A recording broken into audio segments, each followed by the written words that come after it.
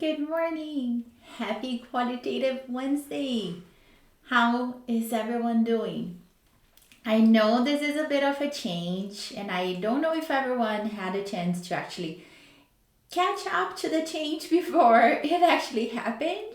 So, if you don't actually know or didn't understand what was going on when we posted the Facebook note on Monday, I am currently in the process of supporting the students that are taking Qualitative Research Blueprint, and we meet on a weekly basis. We have some bonuses that are coming up with different people. So I am really dedicating most of my time to supporting the people that are inside of the program and also planning some exciting things for 2021. And it is for that reason that I had to make a decision of how am I going to be continue supporting people inside the Facebook group. Hello. Without actually letting the balls drop in other areas of QualiQ. And it's for that reason that we are moving Qualitative Wednesdays from a weekly basis to a monthly basis. It's not a permanent change. I do think that in the future, meeting and being here weekly will be part of my schedule again. But for now, it is the best that I can do. And I think definitely that statement about quality over quantity is very real and very much true for right now. So, with that being said, I did post a bit of a question, like a poll, to ask you what would be the preferred topic for me to cover today. And I could kind of like do a brief summary of all the blog posts that I had in the past months. Hello, Nicole. But I did see that most of the votes went to the post reflexivity and positionality. What is what? And I actually am really glad that that was not only my vote but other people's vote, because it's such a nice and rich post.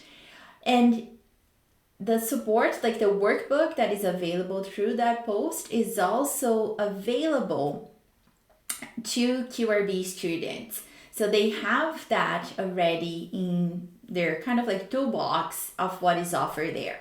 So Alexa is a friend of mine, and we know each other from dietetics PhD program, and she's at the process of writing her thesis.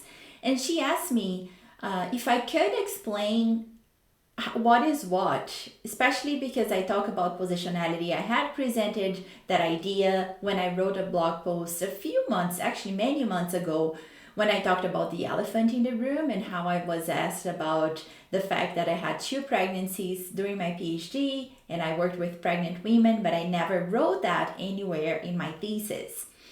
And when Alexa posed that question, I thought it was very interesting because, of course, this is my perception of what those two things are and how they intersect. The way I see positionality is almost as something that is less fluid and less of an ever-changing process than reflexivity. I think positionality, of course, will change through someone's career, through a project, let alone a lifetime, but it doesn't is not visited by the researcher as frequently as our reflexivity practice, however we do it, would be. So when you are, whatever you are in your career, in your project, I don't think it is ever too late to actually set your positionality on paper, write about it, think about it, journal, or actually write as part of a thesis chapter or as part of your branding statement. And this is something that Kathy Masek, who is my mentor and the host of the Facebook group I Should Be Writing, she says, like, academics do need their branding statement, their mission, their vision. And I think that positionality statement, exactly. So Nicole is saying that positionality statement should be there in as part of who you are as your whole brand. But it doesn't change as much because it does include your race, your gender, and nationality as well. But there are things that might move and change and shift, because even those things, like how you might position yourself at the beginning of this study. So, for example, for me, I started this study with all the same things. Like when I started my PhD, I was an immigrant with a lot of privilege in terms of being white. I am a Latino woman, but it is still like I can blend very well because of my skin color, and I have my accent, and but I still have so many privileges. And I came to Canada in the economic class, which means we had highly education, and that enabled us to start a life here that was already privileged in many ways. And a lot of those realizations, even though that status, all those things did not change throughout my PhD.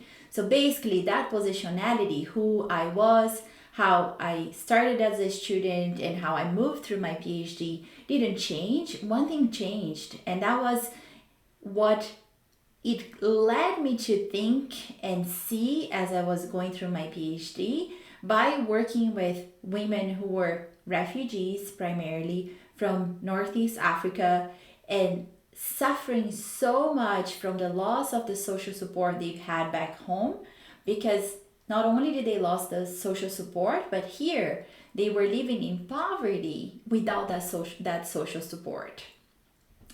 So for me here, the important thing for you to understand when it comes to what is how the reflexivity piece that comes in or should come in. And I will be very transparent in saying here that now I look back at the interpret, and I can interpret and see moments in my research where my lack of awareness about who I was when I was doing that research. Yes, because I never actually put on paper and wrote about that positionality when I was collecting and generating my data with the women.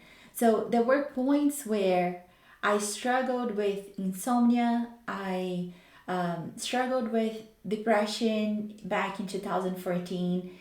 And I remember going to my family doctor's office and saying, I don't think I can ever have kids here.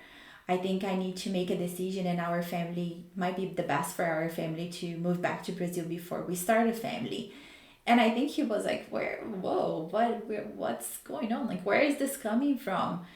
But for me, it was the work that I was doing with them and seeing their struggles, their pain, but at the same time, and at the same time, not but, and at the same time, not fully reflecting and realizing the ginormous difference between who I was as an immigrant at that point and all the privileges that I had, and how it was unlikely for me to go through those same struggles because we had such different stories and such different backgrounds and intersectionalities.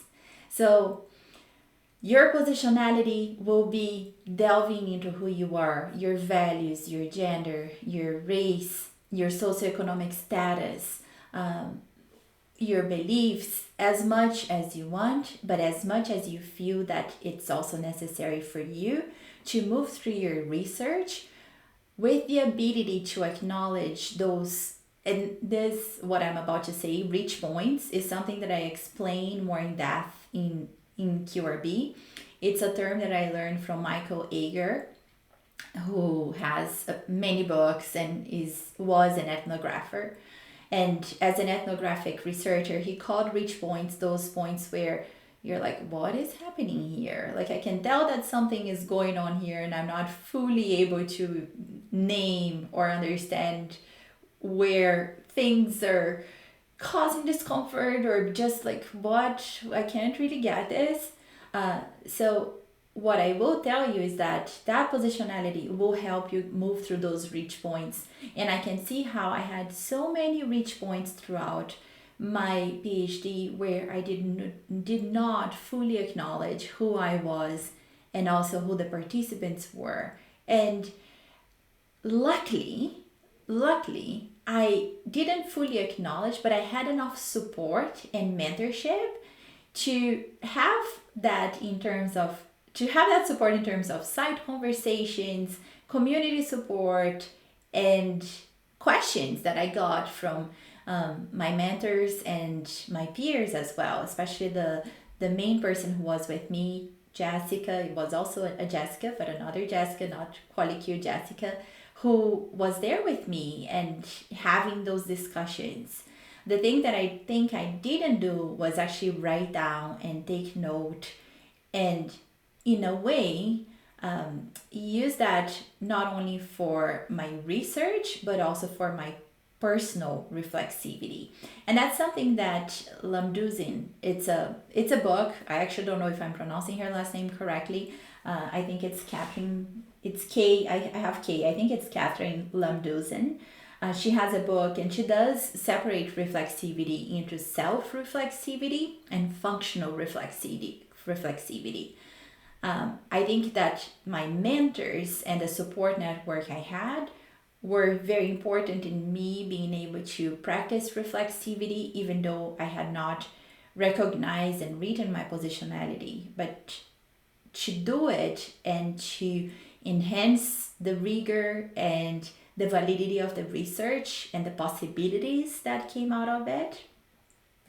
However, what I see that didn't happen was me doing that same practice and kind of having that same rigor with my personal reflexivity, and how at points that came out in terms of me being sick, suffering with insomnia, picking up fights with people about immigration and race issues, and maybe I would still have done all of that, but I think at the same time I really brushed off a lot of the internal struggles and emotions that I was feeling at that point.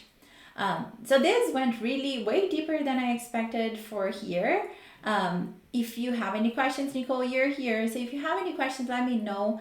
And the thing that I wanted to say is, and I emphasize that on the blog post, and it's also a quote from the book that I just mentioned, and the book is all about reflexivity. We have to be careful because reflexivity, I feel like, is becoming almost what qualitative research became at one point, where it became trendy and it became a bit of a token in many projects where it was used to enhance an application but not fully understood by the researcher. And now, especially because I am in health sciences, and I think we might be moving towards that step of embracing and trying to be more reflective, but we have to be very careful because one of the terms that she uses in her book is the nasal grazing, right? And navel gazing. And navel gazing is kind of an interesting term because we have that same thing in Portuguese, the same saying. And we don't want this to be about us as the researchers. So it's also a side note and joke. One of my mentors, she says she has a big problem with the trendy word self-care. So I almost feel like that nasal gazing might lead to looking at reflexivity as a necessary form of self-care. And it is, and it shouldn't be at the same time. There are times where reflexivity means sitting discomfort and moving through discomfort and not necessarily trying to run from it. There are times where reflexivity as a practice will make you realize that others are affecting you, but it's not about you, it's about them.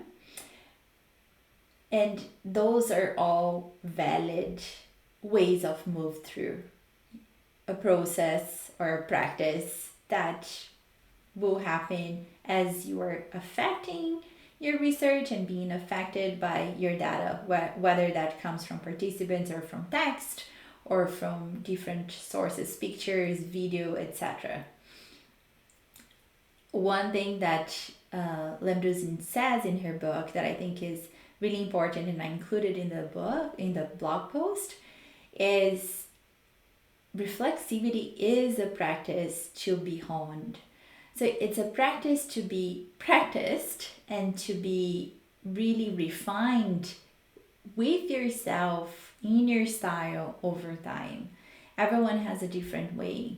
And as that practice happens throughout your research, throughout your career, I believe that your positionality will change. But it's probably not something that will be changing every so often, because the transformation that happens through our lives and experiences is more gradual. And it's interesting because for some of you who might remember this, like back in April when I taught the Qualitative Data Analysis Masterclass workshop, I mentioned how one of my supervisors, because I had two, the one who is in nutrition, how for me, she became such an example of what qualitative research can do, and especially working with a community-based participatory research approach, what that can do to someone's paradigm, research perspective, and personal and professional life. And I have seen transformation in one person that I would never even believe it was possible to happen. So I do believe that researchers' positionality can change, even though they're where they sit in terms of gender, race, ethnicity might not change, but where they would land or position themselves in terms of what those categories, for lack of better word, put them, what it means for them, is likely going to change over the time of a research project. And I do think that well done and rigorous, but rigorous in a very positive way here, as you know, that I keep saying, and I do believe. I think that well done, rigorous qualitative research is one of the richest and also in the most enriching way to achieve that transformation with yourself and your positionality through others, through the learning that comes by exploring human experience. So that's all I had to share today. I hope you have an excellent week. I won't be here next Wednesday, as I said in the beginning. I will be here on December 2nd, I believe. Yes, I think so. And we'll be having another chat about all the great content that is coming in November. Have lots of things coming out related to publishing, and I hope you like it, and I hope you have questions and we can have a discussion a month from now. So have a really great November, everyone. Stay safe, stay healthy, and keep up the good work. Talk to you soon. Bye.